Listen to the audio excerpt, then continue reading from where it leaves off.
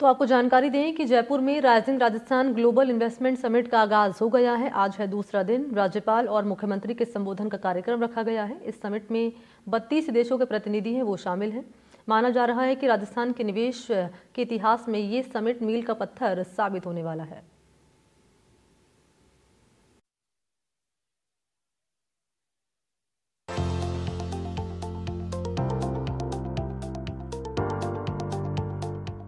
उम्मीदों के आसमान में राजस्थान तरक्की की नई उड़ान भरने को तैयार है।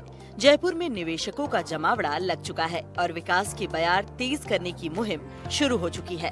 1 साल से कम के कार्यकाल में इतने बड़े आयोजन की तारीफ तो हर कोई कर रहा है। खुद पीएम भी भजनलाल सरकार की तारीफ करने से खुद को रोक नहीं सके।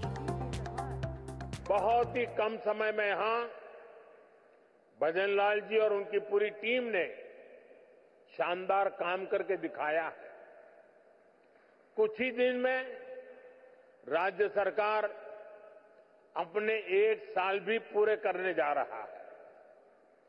भजनलाल जी जिस कुशलता और प्रतिबद्धता के साथ राजस्थान के तेज विकास में जुटे हैं, वो प्रशंसनीय है। राइजिंग राजस्थान में पीएम मोदी ने निवेशकों को प्रदेश में अपार संभावनाओं का आईना भी दिखाया। ये तो अभी शुरुआत है। मेरा हमेशा से विश्वास रहा है, राज्य के विकास से देश का विकास। जब राजस्थान विकास की नई ऊंचाई पर पहुंचेगा, तो देश को भी नई ऊंचाई मिलेगी। वैसे तो राइजिंग राजस्थान से पहले ही 30 लाख करोड़ के एमओयू हो चुके हैं। अब समिट में करार और निवेश आने की उम्मीद है।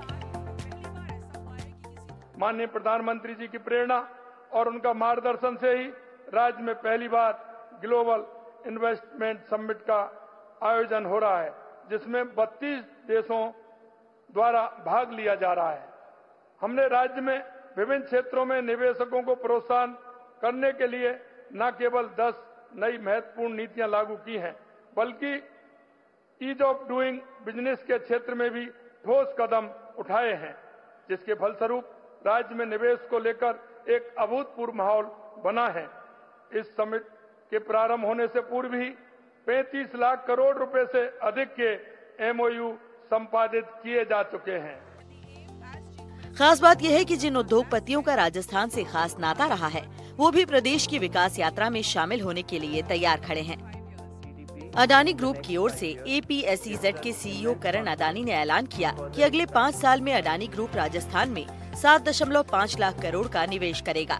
ये निवेश ग्रीन एनर्जी इकोसिस्टम में होगा। 6 मिलियन टन कैपेसिटी के नए सीमेंट प्लांट लगेंगे।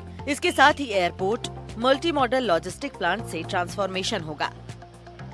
Your vision for doubling the state GDP in the next 5 years gives us immense confidence to further expand our investment in this state. Let me now take this opportunity to outline some of our investment plans in Rajasthan. The Adani Group plans to invest over rupees 7.5 lakh crores across various sectors of the state economy, with over 50% of this investment being made over the next 5 years. निवेश की नई उड़ान के सहभागी Vedanta group के chairman Anil Agarwal और Aditya Birla group के chairman Kumar Mangalam Birla भी बने। मुझे गर्व है, हिंदुस्तान जिंक, केन, हमने अभी तक 1 लाख करोड़ का इन्वेस्टमेंट किया है। 1 लाख लोगों को एम्प्लॉयमेंट प्रदान किया है। 5000 कंपनियों को उससे लाभान्वित हुई है और उनका काम चल रहा है। हमारा एक्सपेंशन का काम चालू है। बहुत दिलो दिमाग से काम चल रहा है। इसको हम 3 गुना राजस्व को बढ़ा देंगे। 1,50,000 करोड़ राजस्व देश को जाएगा, उसमें से 40,000 करोड़ राजस्थान गवर्नमेंट को आएगा। The state's vision for developed Rajasthan 2047, we believe, is a bold commitment to industrial growth, job creation, eradicating poverty, and elevating the standard of living, a vision that inspires and aligns with our aspirations for a thriving and prosperous Rajasthan. Rajasthan's rise is inevitable, and I believe that there are 4 foundational factors for that. इस summit में 32 देशों के प्रतिनिधि शामिल हैं और 11 दिसंबर तक निवेश को लेकर मंथन करेंगे। 10 दिसंबर को प्रवासी राजस्थान कॉन्क्लेव होगा, तो वहीं सरकार की ओर से राजस्थानियों के लिए किए जा रहे प्रयासों पर चर्चा होगी। इसके अलावा बॉलीवुड सिंगर रविंद्र उपाध्याय अपनी प्रस्तुति देंगे, जबकि 11 दिसंबर को MSME कॉन्क्लेव होगा। कुल मिलाकर ये तय माना जा रहा है कि प्रदेश के इतिहास में ये समिट मील का पत्थर बनने जा रहा है। Bureau report, NDTV, Rajasthan.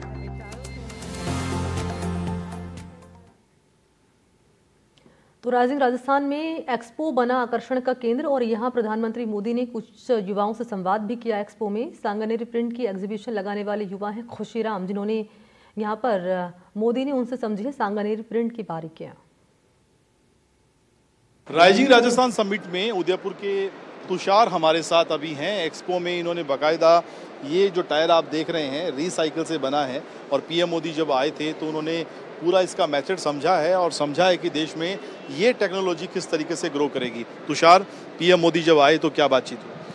तो सबसे पहले तो उन्होंने समझा कि हम क्या करते हैं, तो हमने उन्हें बताया कि जिस तरीके से हम पुराने टायर से वापस एक रिफर्बिश टायर बनाया जाता है और दूसरा हम ये पाउडर बनाते हैं, जिस क्रम पाउडर बोला जाता है इसे, ये बेसिकली रीसाइक्लिंग है। एक्चुअली प्रॉब्लम ये है कि टायर इस तरीके के मटेरियल से बनाया जाता है कि इट्स नॉट इजीली बायोडिग्रेडेबल, तो वो लैंडफिल्स में एंड अप होते हैं, जो कि हर तरह का पॉल्यूशन क्रिएट करता है, एयर पॉल्यूशन, वाटर पॉल्यूशन।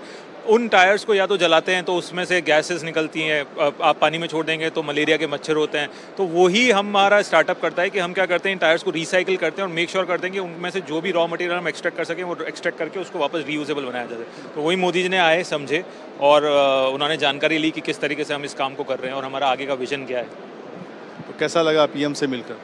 बहुत ही बढ़िया लगा और उनका एक अलग ही ऑरा है, किस तरीके से वो जिस तरीके से आए थे, मतलब एक वो अपने आप में एक अलग फील है, मतलब उसको हम मेरे ख्याल से एक्सप्लेन नहीं कर सकते एज ए स्टार्टअप की वो क्या है। हमारे लिए एज ए स्टार्टअप वो बहुत बड़ी बात है और हमें राजस्थान गवर्नमेंट ने हर बार इस मतलब ये अपॉर्चुनिटी दी और हमें iStart ने फंडिंग भी दे रखी है, तो वो हमारे लिए एक अपने आप में बहुत ही बड़ा इवेंट है जो आज हुआ। समिट में इस तरह के बहुत सारे युवा मिलेंगे जो अपनी जो कहें उनका विज़न जो है, ख़ासतौर पे देश में बहुत सारे ऐसे सेक्टर जहां इस तरह के नवाचार हो सकते हैं। रिसाइकल से देखिए कितना बढ़िया एक मजबूत टायर जो है इन्होंने बनाया है और इस तरह का काम अगर होगा तो शायद जो ये कह रहे हैं हम नेचर के लिए लिहाज से भी और बहुत सारे ऐसे प्रोडक्ट जो शायद बनने चाहिए रिसाइकिल के जरिए वो बनाए जा सकेंगे। कैमरामैन जसराज के साथ सुशांत पारिक, NDTV, जयपुर।